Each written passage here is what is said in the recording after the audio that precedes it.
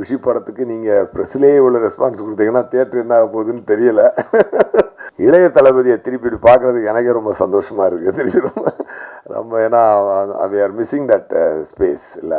ரொம்ப ரொம்ப க்யூட்டாக ரொம்ப அழகான ஒரு பர்ஃபார்மன்ஸ். ஜோதிகா மேடம் அவங்களுமே சூப்பர் ஆக்ட் பண்ணியிருக்காங்க. எல்லாத்தையும் திருப்பி நினச்சி பார்க்கும்பொழுது ஆக்சுவலாக என்னென்னாங்க, இந்த படத்தினுடைய கதையை நான் சொல்லும்பொழுது நான் ஒரு 2.5 மணி நேரம் சொல்லுவேன். நான் ரத்ன சார் நான் தான் போனோம் விஜய் சாரை பார்க்குறதுக்கு. அப்போ நம்ம படம் சொல்லும்பொழுதே நம்ம மைண்டில் படத்தை பார்த்துரும். அதுக்கப்புறம் பார்த்தீங்கன்னா சீனை ஒன்றா ஷூட் பண்ணும்பொழுது நம்ம ஷூட் பண்ணி ஒரு சீனை நாங்கள் 1 லேக் டைம் பார்ப்போம்.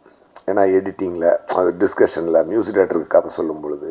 ஸோ அப்போ பார்த்து இருக்கும்பொழுது படம் ரிலீஸ் ஆகுறதுக்குள்ளே பார்த்தீங்கன்னா அந்த டைரக்டருக்கு இந்த படம் என்னது நல்லா இருக்கா நல்லா இல்லையா அதுவே மறந்துடும். அந்த அளவுக்கு நாங்கள் நம்மாயிடுவோம். ஏன்னா ஒரு 100 தடவை பார்த்த ஒரு சீனால் நம்மாயிடுவோம். அதனால் அதுக்கப்புறம் தியேட்டரில் ஆடியன்ஸோடு போய் ஆடியன்ஸ் ரசிக்கிறதும் கைத்தட்டுறதையும் பார்த்து பரவாயில்ல நம்ம நினச்சது கரெக்டாக இருக்குது அப்படின்னு தான் பார்க்க முடிஞ்ச வழியாக ஒரு ஆடியன்ஸாக நாங்கள் ஒரு மேக்கர் அந்த படத்தை என்ஜாய் பண்ணவே முடியாது. ஒரு ஆடியன்ஸ், ஏன்னா ஆடியன்ஸ் ஃப்ரெஷ் மைண்டில் வருவாங்க, அவங்களுக்கு எதுவுமே தெரியாது. ஒரு ஆடியன்ஸாக ஃபஸ்ட்டு என்ஜாய் பண்ணுவாங்க.